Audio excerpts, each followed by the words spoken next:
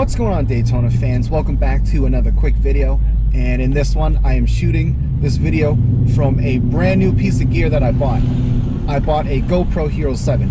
Now, the reason for this is when I do my repairs, I often have to take off my gloves, put the gloves down, dry my hands, take out my phone or my camera and record a snippet telling you what I'm gonna do and what's gonna happen next, and then I have to put that phone or camera down and then put on the gloves and go back to repairing, and this process repeats as I go through the steps, and it is just very inefficient. It makes the repairs a lot longer than it needs to be.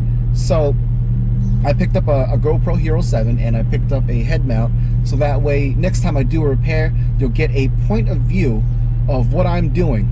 So you'll see what I see, and I'm not going to have to constantly take off the gloves, dry my hands, take the camera, tell you what I'm doing, and repeat the whole process. It could take a brake job, which should take about 45 minutes to 2 to 2.5 hours, because I have to constantly stop, record, talk, repair, and so forth. So anyway, I just want to give you this quick video and let you guys know that I have new equipment, and my repairs will be more complete from now on. This is something that has been bothering me for a long time, the fact that I can't record every step.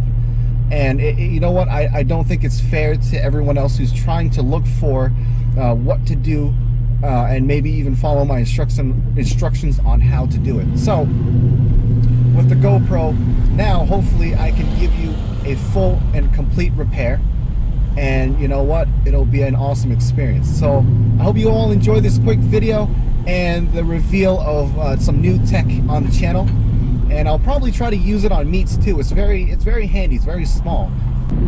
I hope you all have a great day, and I'll see you on the next one. Peace.